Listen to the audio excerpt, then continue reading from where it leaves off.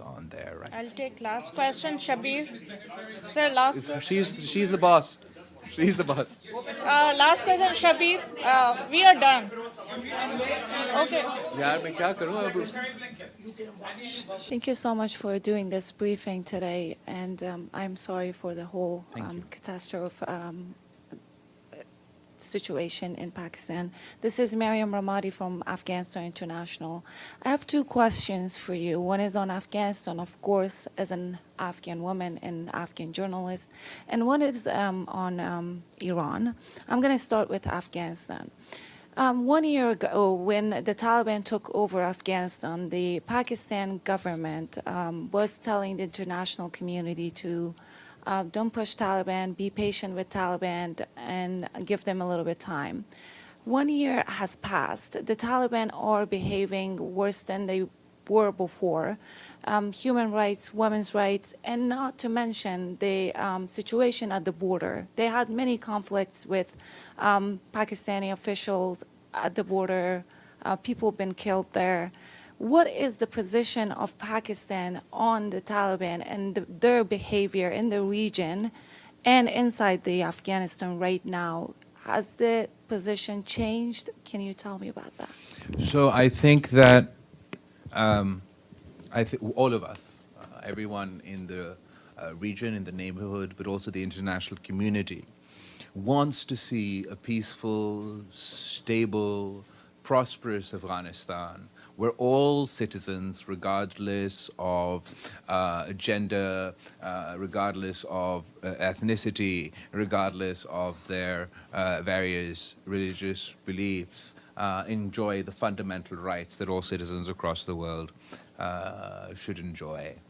And as far as their quest, the interim government's quest to have their government recognized internationally, I believe it would be helpful for them in achieving this goal if they were to live up to their commitments, and not only with the people of Afghanistan, the international community, but all of us in the region. Amongst those commitments are indeed the commitments on women's rights and women's education, the use of their soil, or sort of not to allow the use of their soil for terrorist or cross-border terrorist activity, and some sort of inclusive setup.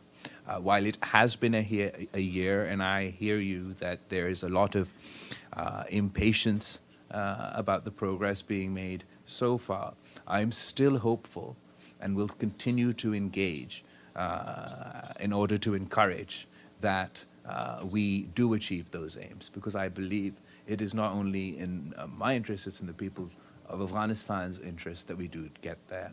I just want to go back to the issue of women's rights within Afghanistan.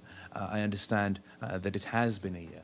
But along with the rights issue, we've also seen a deterioration of the humanitarian situation in Afghanistan and the economic situation in Afghanistan. We dread an economic collapse in Afghanistan. And my fear is that if the international community does not mobilize, does not live up to what the UN Secretary General has been saying about their commitments vis-a-vis the economy in Afghanistan, and we do see a complete and utter collapse of their economy, then like theocratic, autocratic regimes in the past, rather than an extension of rights for their citizens, we'll see a contraction of rights for their citizens. And that is why Pakistan and other countries continue to advocate not only for engagement, but also for a joint effort to ensure, in the greatest interest of the Afghan people, that we address the economically fragile situation in Afghanistan. Thank you so much for that. I'm going to ask my second question, if you want. We are short of About time. Iran, I'm so sorry. This is an important issue. I'm sure Mahsa Amini's name rang a bell for you. A girl who was killed by morality police in the Islamic Republic of Iran. People are on the streets protesting. Women are leading these protests. What is your message to the government of Iran, who is suppressing these peaceful protests, and to women of Iran as an Islamic country, Pakistan, and the neighboring country to Iran? Thank you so much. I think that the people of Iran have a long history of protests and democratic struggle. As far as this incredibly tragic incident that you're referring to, I did note that the Afghan, I believe it was the foreign minister, had announced that there would be an investigation into this incident, and I believe that we're looking forward to see the results of that. Thank you. Iftikhar. Mr.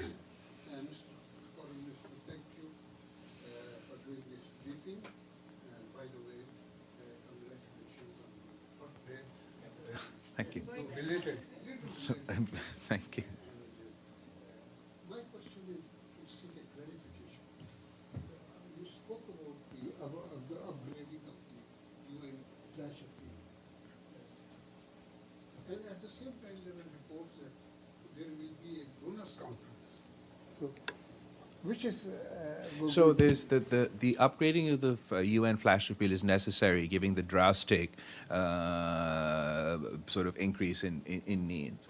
The donors conference can only take place once you have a comprehensive damage needs assessment necessary and a complete dossier about all the necessary actions that need to be taken. The damage needs assessment cannot be accurately completed until the flood waters truly recede. And if you were to visit areas of Dadu around Manshur Lake or other areas of the province of Sindh, there's still incredible amounts of flooding and damage. So as this water recedes, you will get a comprehensive damage needs assessment done, and we will be in a place to hold a donors conference, hopefully before the end of the year. A revision in the UN flash appeal was expected when we initially set out with the appeal, but we thought it was all the more important to go ahead when we were launching the initial appeal because of the desperation of the situation. Before the end of the year. The President Macron of France has very generously offered to host a conference on for the flood affectees, and the UN Secretary General has also offered to co-host. So we're working on that, and I'll have more details for you going forward. Yes, please. Hi, Mr. Foreign Minister. Michael Mathis with Agence France Presse, AFP.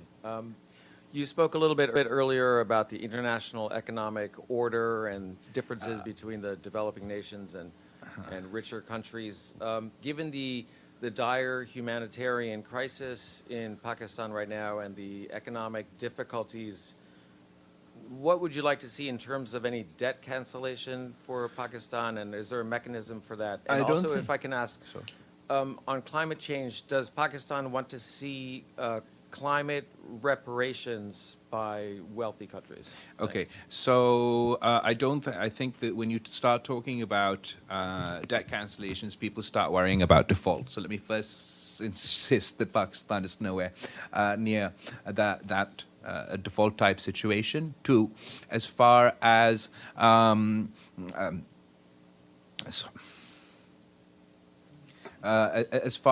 cancellation of debt, that's not necessarily what we're seeking, but surely for immediate payments right now while we're going through this catastrophe, perhaps we'd be seeking moratorium with our bilateral partners. In the context of debt and within the broader context of loss and damage, the UN Secretary General has made, I think, what is a compelling argument for the idea of debt swap, in the sense that where a developing country, particularly one like Pakistan, would trade their debt, and that instead of paying that debt to the country that was due, we'd use it to either spend on SGDs